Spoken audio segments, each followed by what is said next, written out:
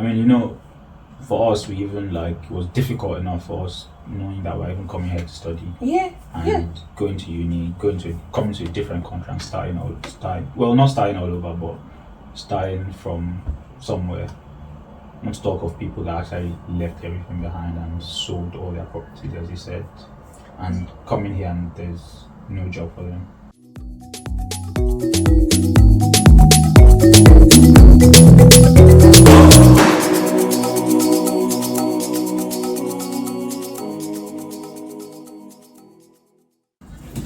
Hello guys, welcome to another interesting episode of the Japa Diary. Oh my god, it's been an interesting week so far. However, let's save that for later.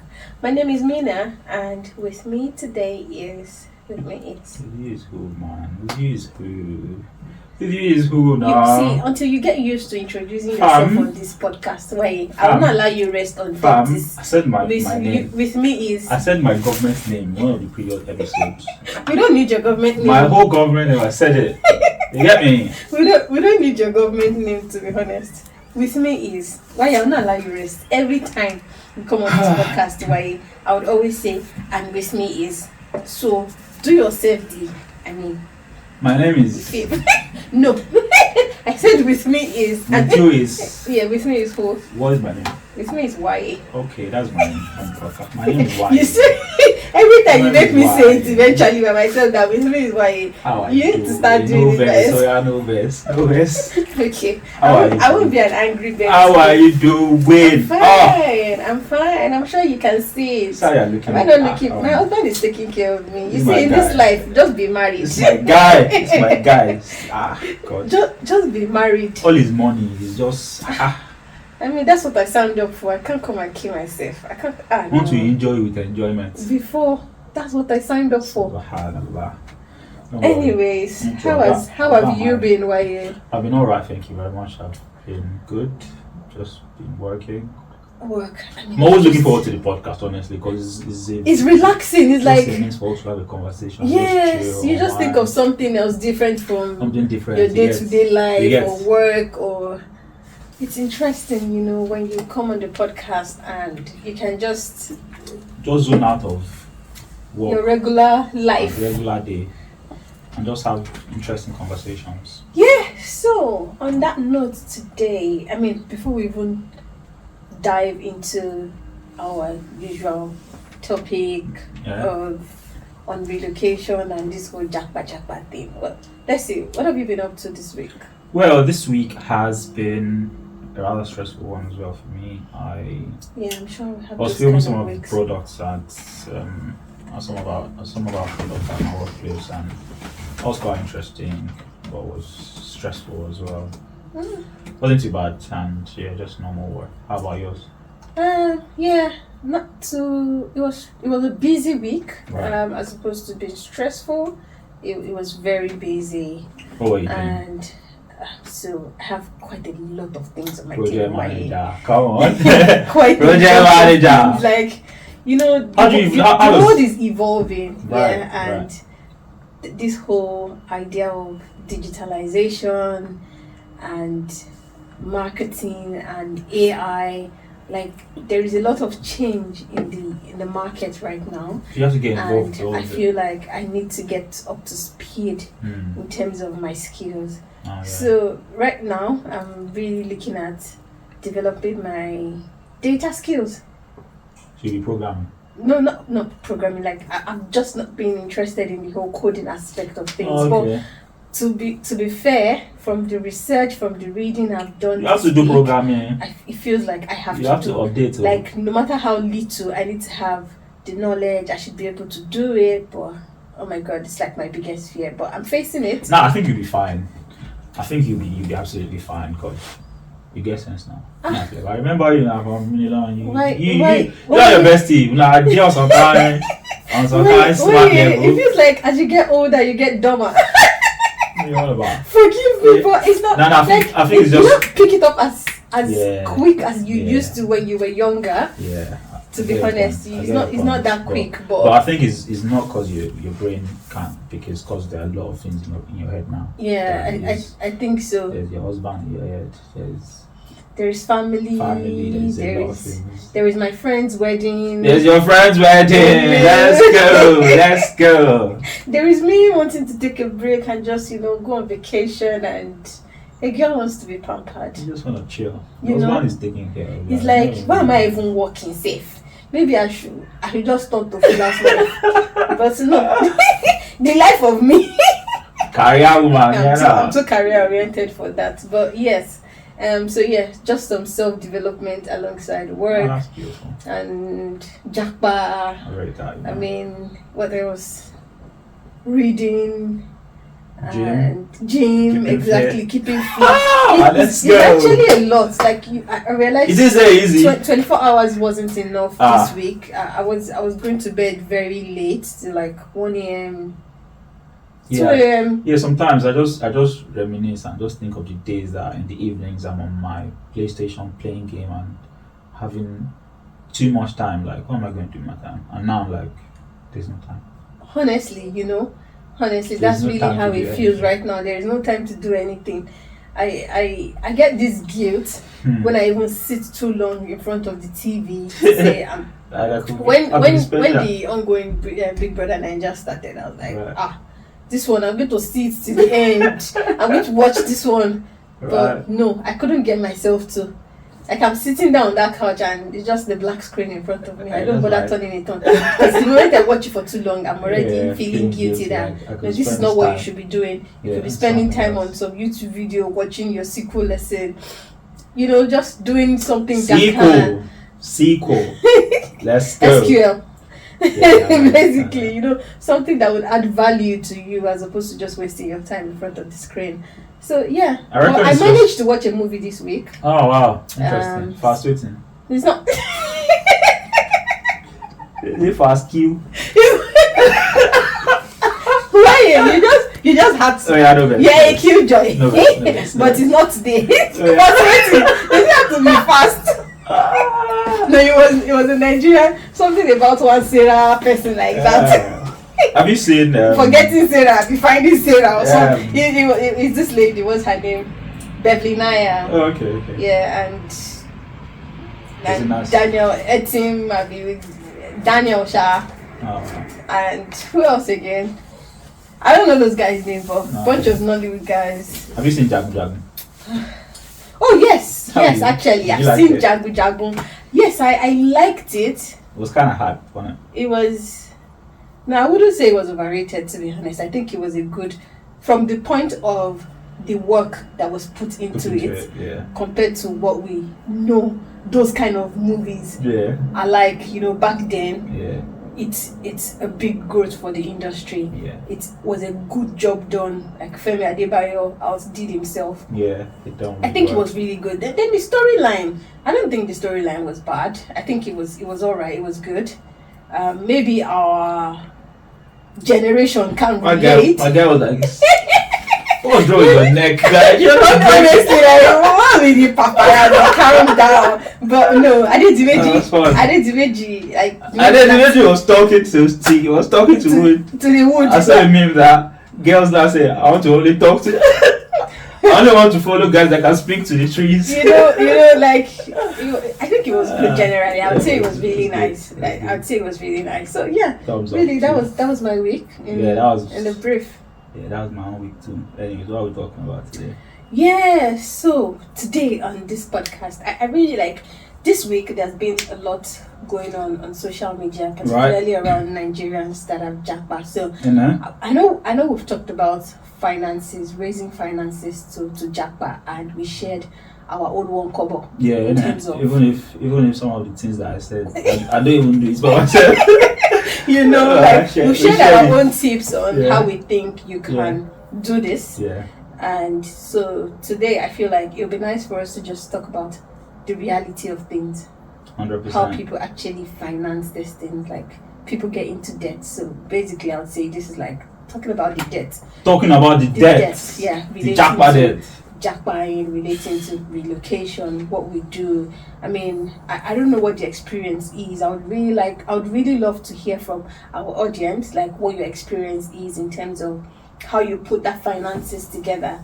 Like the reality to Japa, what the actual reality is, just leave your experience in the comment section, and when we're done with the relocation series, we would address your questions, your contributions, your ideas at some point, So, back to what I was saying. Earlier this week, there was this video going around about people who have jackpot coming to the UK via this care work visa route, dependent. Yeah, both the dependent and the primary applicant, the main applicant, there was this video where they weren't even showing these people's faces, because I can imagine what it is like. I really, really felt for them.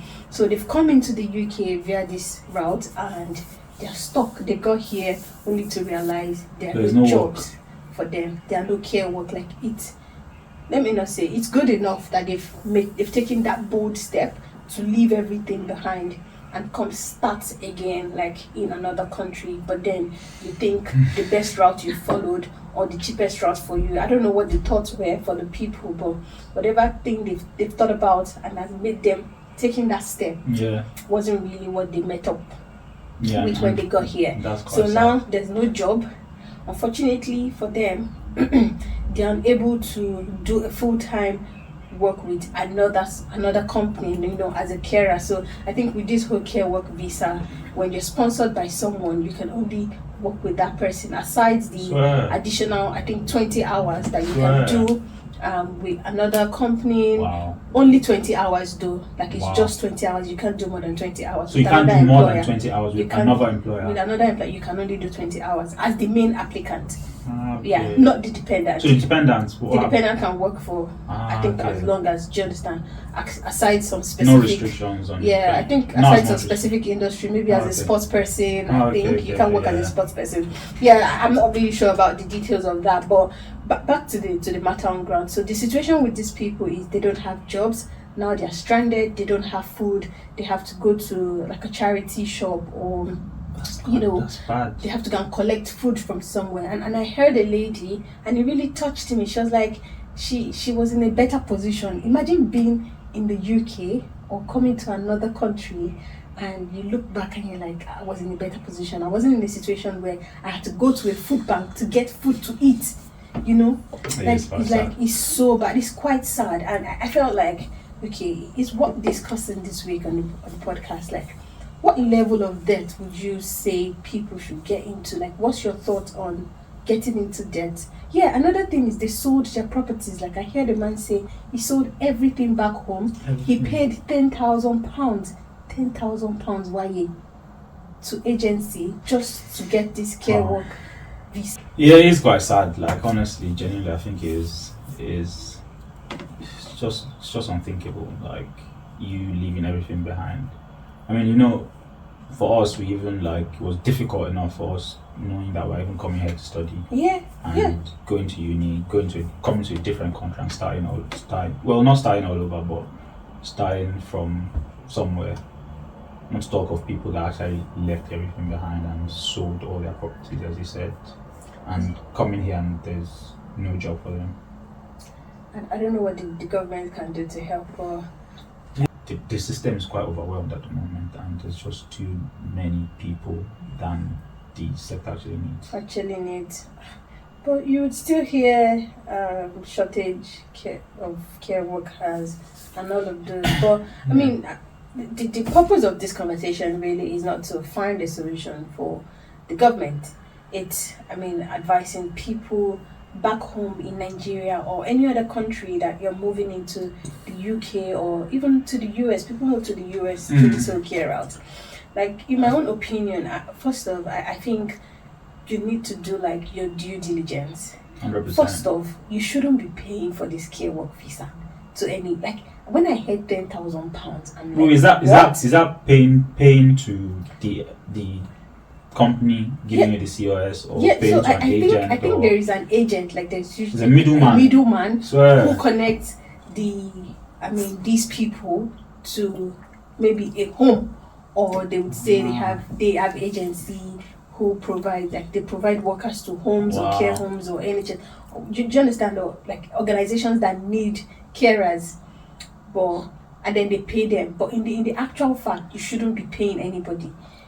You can actually go on Indeed, all of these websites, and actually look for the job, do the interviews with actual homes, 100%. actual companies, and be sure like there is an opening. And now, like, I wouldn't even encourage the whole agency route. Like, don't pay anybody. That's why you have to.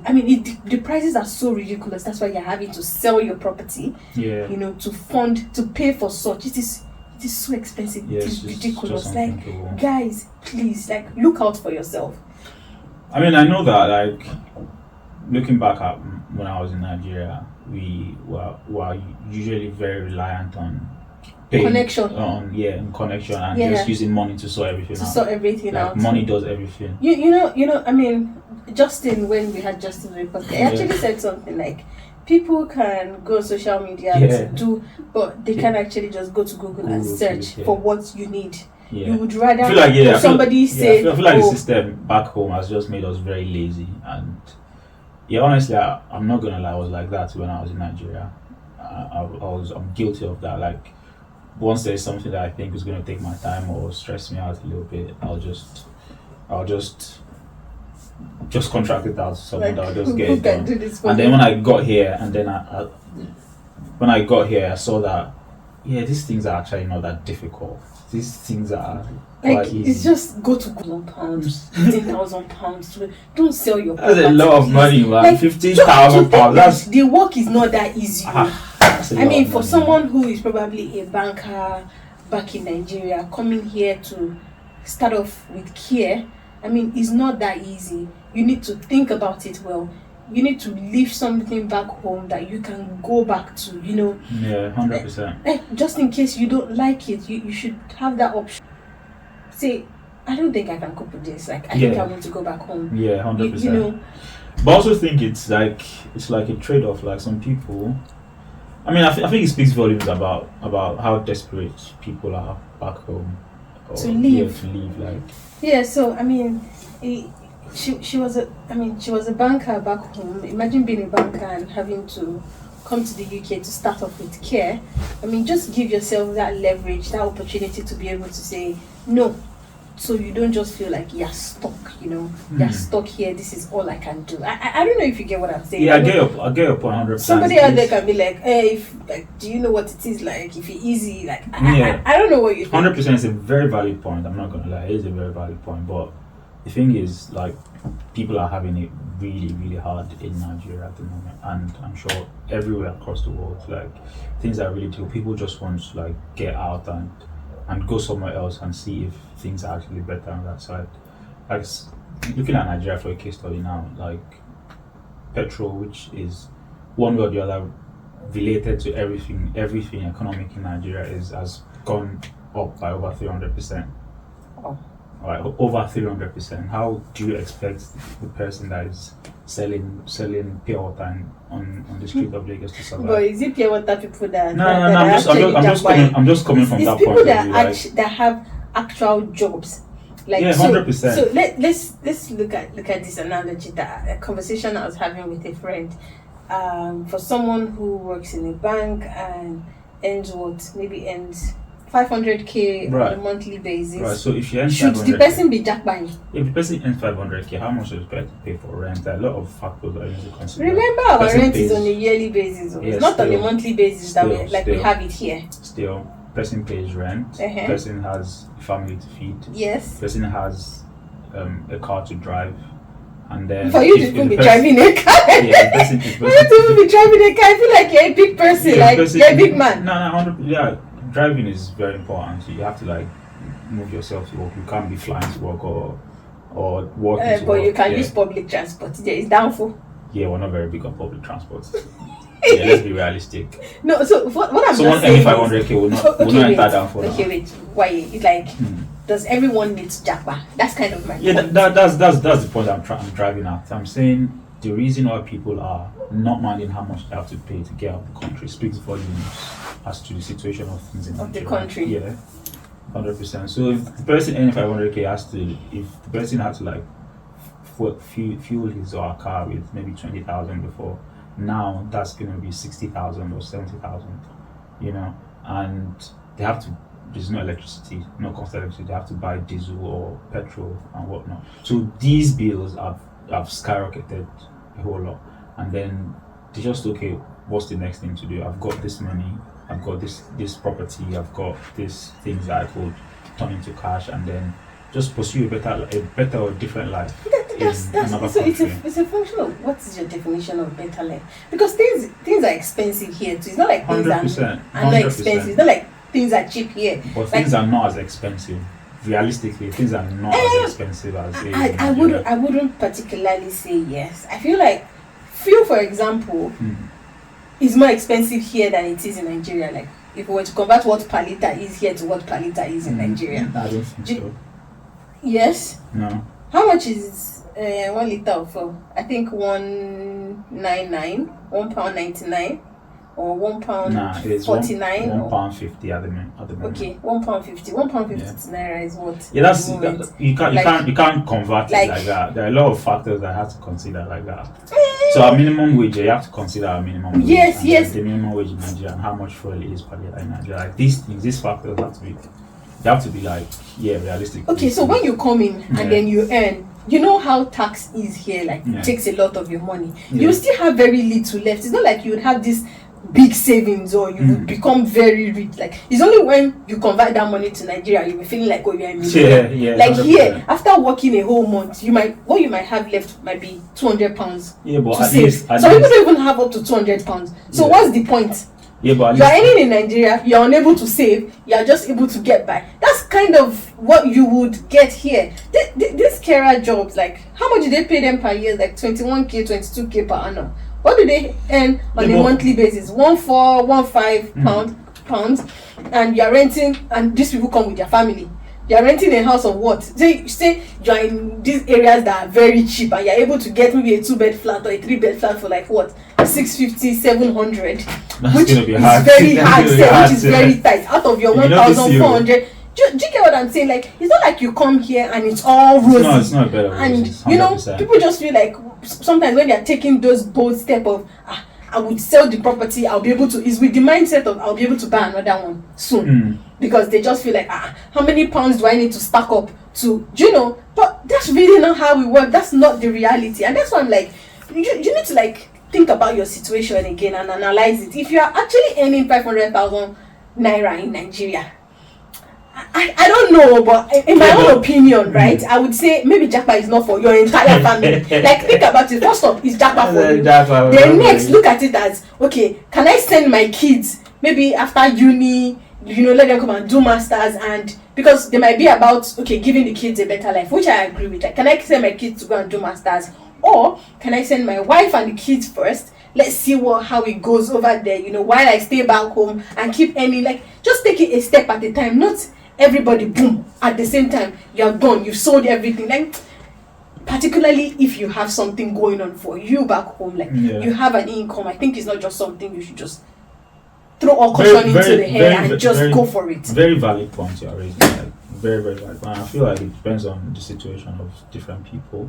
Like some people, it's not just about the money. It's not about what I'm earning at the minute. It's about roads. I feel like people are not saying the entire truth. I'm not saying it's bad here. I'm not saying it's bad, but I'm saying that drastic change or standard of living that people expect. I'm just giving you the analogy of this care work visa. Say, okay, you come in via this care. Yeah. Say you earn, you earn 1K5 per month. As an individual, say okay, you now come with your wife together. You are earning some 45K together. So the house that you be living, paying on a monthly basis, your other bills, feeding, like getting around, you wouldn't really have much left. Yeah. So why not take it a step at a time? I agree with you. I agree with your analogy, but still, as I said, it depends on the people, depends on the person. Depends on what they think is right for them at that point in time. if they think they can. Nigerians, make una dey Yeah, do na I've- due I've- diligence. yeah, That's yeah. how my own point. Yeah. Like, do your due diligence before you take this step. Don't Yeah. come here and be stranded. Like, Yeah. I felt for those people. I thought I'm like, well, you're an adult. Like, you're an adult. Yeah, you chose this for yourself. You chose this for yourself. Like, you're supposed to watch, you're supposed to check, you're supposed to read up things and ask. With this home, this place I say you have work for me. Give me their names, let me check, let me call them up like, oh, hello, I'm your upcoming employee, Yeah. or I'm supposed to start working on so dates. Just find out something. Like, don't throw yourself into things and I mean, that. honestly, I also think the government has some sort of role to play in this, because the Home Office actually approves these people's visas, right? And Yeah, because they need the workforce. yeah, so That's why the route is even there in the give first place. someone a visa when you think they'd come here and constitute a nuisance? No, the government did not expect you to come here and constitute a nuisance, because the vacancies are there. The sector is saying So what's happening we're to the jobs? short-staffed, So what's happening? So- why is there no jobs? and people intend to come in to fill up this space. So why would they deny your visa?